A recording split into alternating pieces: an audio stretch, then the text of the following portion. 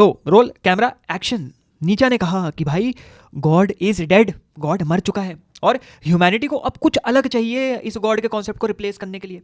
कौन करेगा इस गॉड के कॉन्सेप्ट को रिप्लेस? और इधर हमारे ओशो बाबा आते हैं, बोलते हैं कि भाई नीचा तुम ये क्या बोल रहे हो, गॉड मरा नहीं है, गॉड बस अनएम्प्लॉयड है, बेरोजगार है और लोगों की इग्नोरेंस उसका पैसा पे कर रही है, लोगों की इग्नोरेंस उसका बिल पे कर रही है और जब तक लोग चीज़ों को नज़रअंदाज करेंगे तब तक भाई साहब गॉड का धंधा चलता रहेगा। नीचा ने कहा भाई ये जो धर्म है ना, ये जो गॉड है ना, ये एक व्हीलचेयर की तरह है जिसके ऊपर लोग फोकट की सैर करना चाहते हैं बैठ के और कुछ नहीं। इस व्हीलचेयर को मैं उठा के तोड़ दूंगा, पटक दूंगा, फोड़ दूंगा और लोगों को बताऊंगा खुद के दो पैरों पे कैसे खड़े होना चाहिए। ओशो कहते हैं भाई धैर्य रख नीचा, भाई कैसी बातें कर रहा है, तोड़ना फोड़ना फाड़ना नहीं है, प्यार से समझाना है इन लोगों को कि भाई तुम चल सकते हो, तुम अपने दो पैरों पे चल सकते हो। डिस्ट्रक्शन जवाब नहीं है हर चीज का, अवेयरनेस, अवेयर बनो और जवाब ढूंढो। यहाँ पे जरा थोड़ा सा मजाक का माहौल बनते हुए नीचा कहते डार्क ह्यूमर, नीचा कहते ओशो से कि हाँ भाई तुम क्रच हटा लो जिससे कि तुम क्रच हटाओ और तुम व्हीलचेयर हटाओ और तुम्हारे आश्रम में आके लोग दूसरा व्हीलचेयर के ऊपर बैठ जाएं।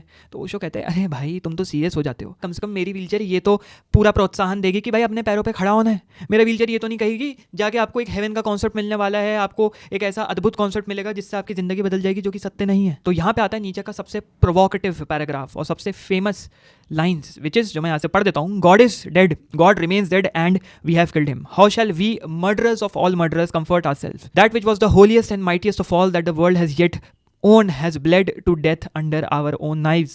Who will wipe this blood off us? With what water could we purify ourselves? What festivals of atonement? What sacred games shall we need to invent? Is not the greatness of this deed too great for us? Must we not ourselves become God simply to be worthy of it?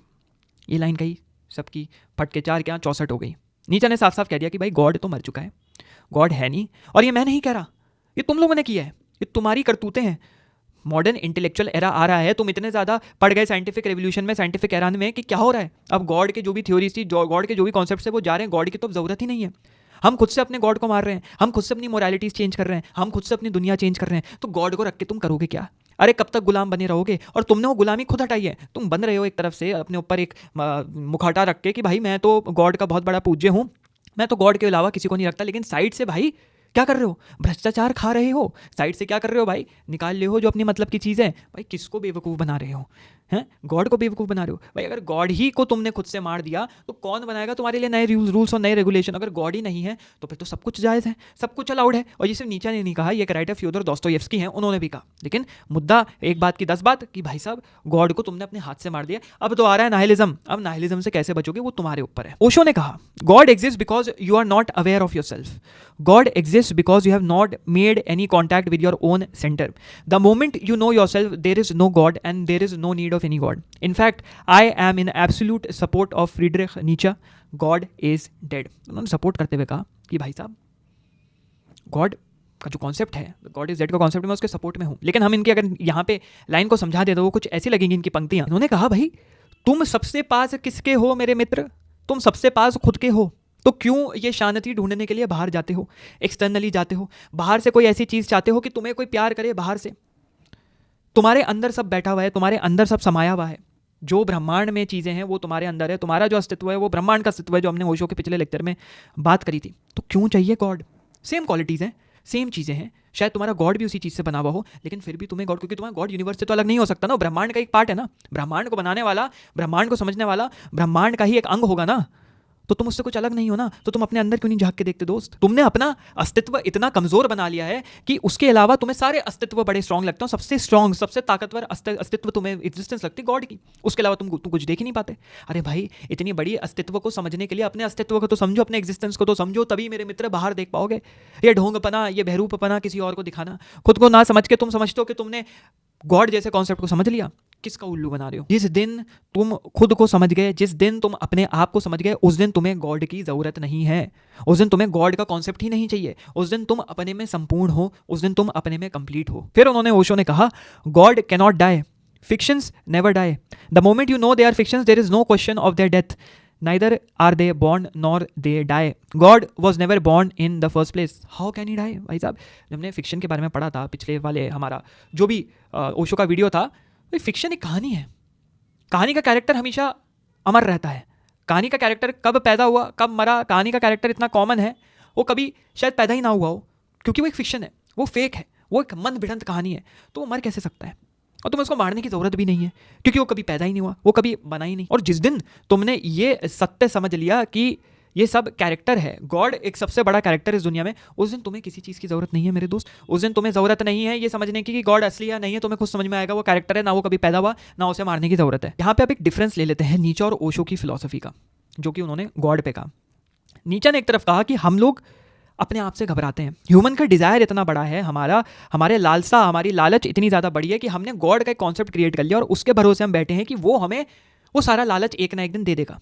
भाई यहाँ तुम बोलते हो कि लालची नहीं बनना, लेकिन वहाँ तुम लालची ज़रूर बन जाओगे, उस लालच के लिए तुम काम करोगे। अरे किसी गरीब के पास जाके ये बोलोगे कि भाई साहब तुम्हें 10 करोड़ रुपए मिलने, वो बहुत गरीब है, उसके घर में 2-3 बीमार लोग पड़े हैं, खाने को पैसा नहीं है, स्टार्व कर रहे हैं, भाई कोई बात नहीं, 10 करोड़ है, अभी नहीं मिलेंगे, वो तुम्हारे मरने के बाद मिलेंगे। तो क्या वो गरीब अभी 10 करोड़ लेगा या उस मरने के बाद 10 करोड़ लेगा? क्या वो इस भरोसे छोड़ देगा, फेथ पे छोड़ देगा कि नहीं भाई मुझे तो ये पैसे नहीं चाहिए, मेरे घर वालों को मरने दो, मैं तो भाई वहाँ पे लूँगा, मेरे लिए 10 करोड़ रखे हुए वहाँ पे? क्या चीज़ इसमें प्रैक्टिकली फीजिबल है? तुम्हें क्या लगता है? जवाब देना। गॉड एक प्रोजेक्शन है, जैसे होता है ना प्रोजेक्टर पीपीटी चलाते हैं, प्रोजेक्शन है ह्यूमन फियर का। वो फियर क्या है? अल्टीमेट ट्रुथ से दूर भागना। हम जानना ही नहीं चाहते हमारा अल्टीमेट ट्रुथ क्या है, और हमारा एक अल्टीमेट ट्रुथ है कि हम मरने वाले हैं। इंसान खुद को नहीं देख सकता कि वो मृतक है, वो एक दिन मर जाएगा, तो इंसान गॉड का कॉन्सेप्ट बना लेता है, जिससे कि उस गॉड के भरोसे वो छोड़ दे कि मैं तो भाई इमॉर्टल हूँ, मेरे मरने के बाद भी मेरी आत्मा जो है वो आगे ट्रांसेंड कर जाएगी और मुझे कुछ जादू ही मिलेगा। ऐसा नहीं होने वाला। धर्म इंसान को कमज़ोर बनाता है। भैया एक गाल पे चांटा पड़ा, दूसरा गाल भी आगे कर दो, रेपट बजा दो यहाँ पे भी, है ना, कमजोरी सिखाता है। भाई ह्यूमिलिटी होना बहुत जरूरी। कोई कितनी गाली दे दे, कोई कितनी बेइज्जती कर दे, चुप से बैठे हुए बॉकलेट की तरह सुनते रहो, बॉडम बन जाओ, फुल टू बॉडम। क्यों? क्योंकि वहाँ हिसाब होगा। अरे यहाँ कौन हिसाब करने वाला है भाई?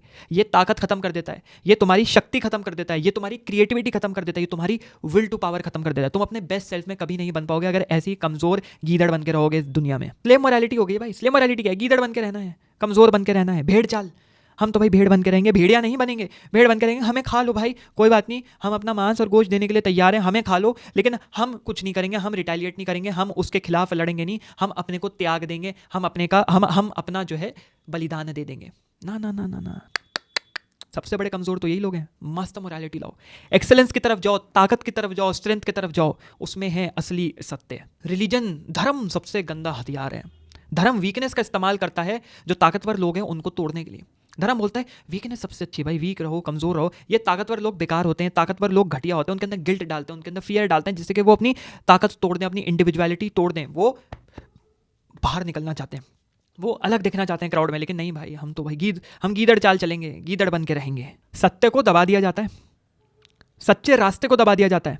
ना ना ना ना, क्वेश्चन तो करना ही नहीं है, इंक्वायरी करनी नहीं है, थिंकिंग करनी नहीं है। जहाँ थिंकिंग करी, जहाँ इंक्वायरी करी, जहाँ सवाल उठाया, तुम तो गलत रास्ते में जा रहे हो, तुम तो होने ही नहीं चाहिए, तुम तो इस दुनिया में एग्जिस्ट नहीं करने चाहिए। हटा दिया जाता है तुम्हें इस दुनिया से, लेकिन असली में ये तुम्हें अंधा बना रहा है अपने भरोसे में। अरे भाई अगर इतना ही फेथ है अपने ऊपर, तो सवाल उठाने से इतना डरते क्यों हैं? या जो सवाल उठाते हैं उनसे इतना क्यों डरते हो? उनको क्यों गाली बकते हो? अरे उनसे चैलेंज लो ना, चैलेंज एक्सेप्ट करो। हाँ भाई, मैं अपने फेथ को स्ट्रॉन्ग करने के लिए तुम्हारे सवाल का जवाब दूंगा। दो जवाब। घबराते क्यों, डरते क्यों? क्यों? क्योंकि क्रैक्स हैं, क्यों? छेद हैं, कोई पकड़ के फाड़ देगा, इसलिए घबराहट होती है। ओशो से ना एक सवाल पूछा गया एक बड़ी महफिल सभा में, उनसे पूछा गया कि are you against all the religions, what is their most fundamental mistake? या आप क्या सारे धर्मों के खिलाफ हैं और उनकी कोर लेवल पे, एकदम निजी लेवल पे सबसे बड़ी गलती क्या है? ओशो ने इसका जवाब दिया कि भाई साहब, मैं रिलीजन के साथ भी हूँ बट रिलीजन के अगेंस्ट भी हूँ, क्योंकि ये जितने रिलीजन है वो ट्रू रिलीजन्स नहीं है।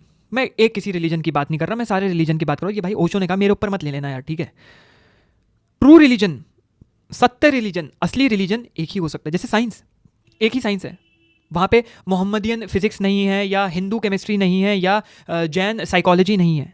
एक ही साइंस है, एक ही सत्य है, एक ही ट्रुथ है, विच इज साइंस, एक ही सब्जेक्ट है। ऐसे ही एक लॉजिक हर रिलीजन में लगना चाहिए। अगर रिलीजन इतने ही सत्य हैं तो सारे रिलीजन का सार एक ही निकल के आना चाहिए ना भाई। क्यों है इतनी लड़ाई, क्यों है इतना कलेश, क्यों है इतने दंगे? साइंस ऑब्जेक्टिव वर्ल्ड को फिगर आउट करता है, एक ही सत्य, एक ऐसा सत्य जो सत्य को एक्सपेरिमेंट के थ्रू आप प्रूफ करके सामने रख सकते हैं। लेकिन रिलीजन बहुत सब्जेक्टिव है, सबके लिए अपना मीनिंग है रिलीजन का। हर इंसान का अपना मायने निकल के आता है, हर इंसान का अपना अर्थ निकल के आता है, सबका मीनिंग अपने हिसाब से चल रहा है। और सबसे बड़ी दिक्कत, रिलीजन गॉड पे ज़्यादा फोकस्ड है rather than on the being. God पे ही सारा मुद्दा उठा के डाल दिया गया, बीइंग के बारे में तो कोई बात ही नहीं है, बीइंग के बारे में तो कोई चर्चा नहीं है। बीइंग को तो उठा के साइड में फेंक दिया गया जैसे दूध से निकाली हुई एक मक्खी। ओशो ने कहा कि इनलाइटनमेंट एरा में जैसे जैसे हम आगे बढ़ रहे हैं, दो ही तरीके के साइंस होंगे। एक होगा ऑब्जेक्टिव साइंस, जो हमारी physics, chemistry, mathematics, dealing with things, और एक होगा तुम्हारा subjective science which is dealing with human beings, dealing with beings, जानवरों के बारे में, जिन चीज़ों में सांस चल रही है उनके बारे में बात करना। यही तरीके की 2 साइंस होगी, कोई रिलीजन नहीं होने वाला। और जो लोग रिलीजन फॉलो करते होंगे आज से 100 साल बाद वही लोग हमारे ऊपर हंसा करेंगे, क्या लोग थे भाई, क्या मजाक था ये। साइंस ऑफ कॉन्शियसनेस आएगी, और जिस दिन साइंस ऑफ कॉन्शियसनेस आई उस दिन death of all religions will be there, सारे रिलीजन्स की मृत्यु हो जाएगी, क्योंकि वो इंसानियत को पता नहीं ना जाने कितनी सदियों से एक्सप्लॉइट करते आ रहे हैं, इंसानियत को कितने वक्त से उजाड़ते चले जा रहे हैं। क्या हो रहा है, लोग मर रहे हैं, लोग कट रहे हैं इस रिलीजन के नाम पे। लेकिन ये रिलीजन, सारे रिलीजन एक दिन खत्म जरूर होंगे। कोई रिलीजन ये नहीं कहता हाँ भाई हमको बहुत चीजें नहीं पता, हमें सब पता है, वी आर ऑमनीसाइंट, हमें सब चीज़ों की नॉलेज है। क्यों? क्योंकि इग्नोरेंस से डरते हैं। जिस दिन बोल दिया कि हाँ भाई हमें कुछ चीज़ें नहीं पता, तो भाई गॉड के कॉन्सेप्ट को जस्टिफाई कैसे किया जाएगा? हमें तो सब पता है, क्या पता है बताओ, क्या राज है? नहीं नहीं, गॉड को पता है भाई, मतलब हम ये कह रहे हैं गॉड को पता है, हमें गॉड बताएगा, बाद में बताएगा वक्त आने के बाद, अभी नहीं बता सकता। क्यों भाई, क्यों नहीं बता सकता? पता होना चाहिए भाई, इतने फिजिक्स के लॉज हैं, इतने फिजिक्स के रूल्स एंड रेगुलेशंस है, लेकिन नहीं नहीं नहीं नहीं, पता सब कुछ है लेकिन अभी नहीं। ये तो वही हो गया भाई, वाइवा में तुम गए और बैठे हो अपने एग्जामिनर के सामने, हाँ भैया बताओ, चलो बगलो चलो अब बोलो क्या है नेक्स्ट क्वेश्चन का। पता सर सब कुछ है, पढ़ा सब है, लेकिन अभी नहीं बताऊंगा प्लीज। अरे भाई एग्जाम अभी है, अभी नहीं बताओगे तो कब? सर बाद में कभी बताएंगे, अभी नहीं पता, मुझे सब है, मैंने सब अपने पास रखा हुआ है, लेकिन अभी नहीं बता सकता सर, प्लीज प्लीज प्लीज अभी जाने दीजिए, फुल नंबर दे दीजिए, मेरे को आगे भेजिए।